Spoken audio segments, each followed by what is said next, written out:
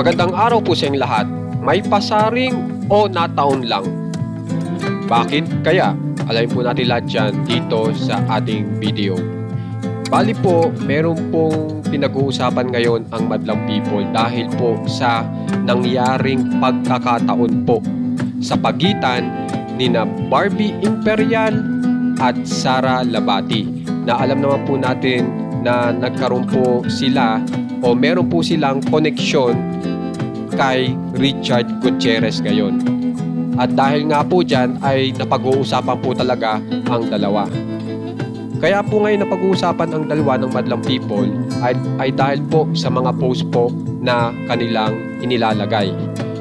At ito nga po kung saan ay kung maaalala nyo ay ito pong si Barbie Imperial ay may ibinost na kung saan ay proud na proud po siya na nagkaroon po siya ng bagong sasakyan ngayon. At ang pagkakasabi niya pa nga po ay big toy for a small girl. So yan po yung kanyang komento sa kanyang bagong sasakyan ngayon. So panuorin po muna natin.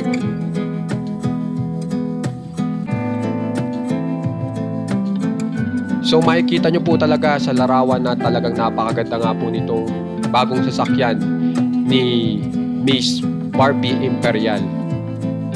At talagang malaki po, di ba po ba?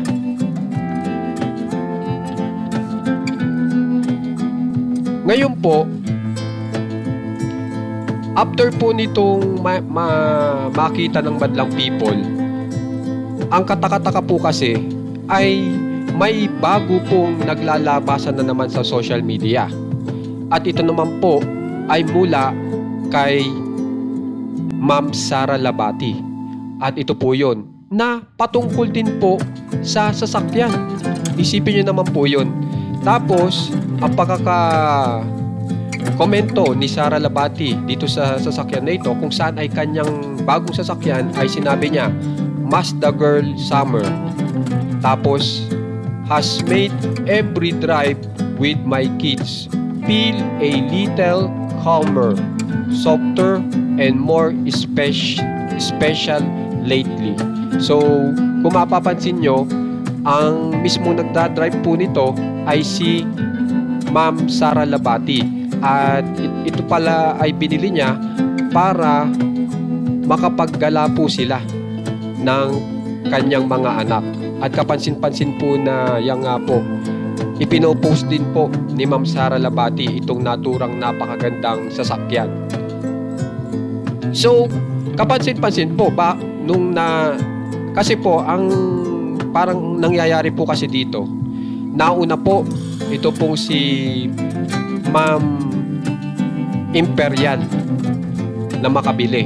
Tapos sumunod po itong si Sara Labati. Yan po yung nangyayari ngayon. So aalamin po talaga natin kung sino pa talaga ang nauna na bumili ng sasakyan para makita po natin ang katotohanan. Pero bago po yan, alam naman po natin na talagang sinasabi ni Ma'am Sara Labati na pinaghihirapan niya raw yung kanyang mga nabibiling mga gamit. Okay, talagang galing po talaga sa kanyang bulsa. At talagang napatunayan naman po ni Ma'am Sara Labati kasi ito po, bagong-bago po ito na kung saan ay nagtatrabaho po siya. At ito po yun, kung saan ay kumakanta po siya ngayon sa isang kilalang kumpanya. At talagang makikita nyo po dyan kung gaano po talaga katalented ni Sara Labati. Kasi ang kinakanta niya po dyan ay hindi po wikang Pilipino, hindi rin wikang English, kundi wikang Pranses. Yun po ang kinakanta niya dyan, na may pagka-social po ang dating. So, ganyan po ang pagtatrabaho ngayon ni Ma'am Sara Labati.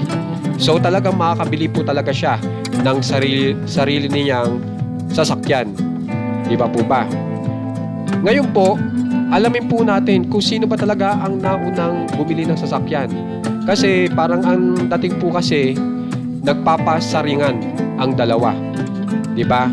So tingnan po natin, o nataon lang. Kaya nasa inyo na po yan kung ano ba talaga ang sa palagay nyo, kung sino ang nauna o nataon lang o may nagpapasaring talaga. So alamin po natin kung sino ang naunang bumili ng sasakyan kasi doon po natin malalaman kung ano ang katotohanan. Ito pong kay Sara Labati, ipinost niya po yan 1 week.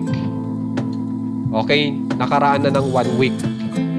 Tandaan nyo ha, 1 week na pong nakaraan yan. Nabili niya itong sasakyan na ito. Pagdating naman kay Ma'am Imperial, ipinost niya yan 4 days. 4 days pa lang. So mas bago po itong kay Ma'am Imperial kaysa dito kay Ma'am Sara Labati. So nasa inyo na yan kung ano ba ang mabubuo sa inyong isipan. Di ba po ba? So para sa akin, baka nagkataon lang po na pagkabili nung isa ni Ma'am Sara Labati, nag-post, ganun din si Ma'am Imperial nag-post din, pero sasakyan din po. So talagang kapansin-pansin nga po itong dalawa sa pangyayaring yan. O kaya ang nangyayari po ay talagang angat lang po sila ngayon sa social media. Talagang pinag-uusapan po ang dalawa dahil nga po nakalink po sila sa isang kilalang aktor na si Sir Richard Gutierrez. Kaya naman guys, kung gusto nyo pong ma-update sa nangyayari po dito po sa tatlo, kay Ma'am Sara Labati, kay Ma'am Barbie Imperial at kay Richard Gutierrez, subscribe na po kayo sa ating channel na Juan Katawa. Maraming salamat po.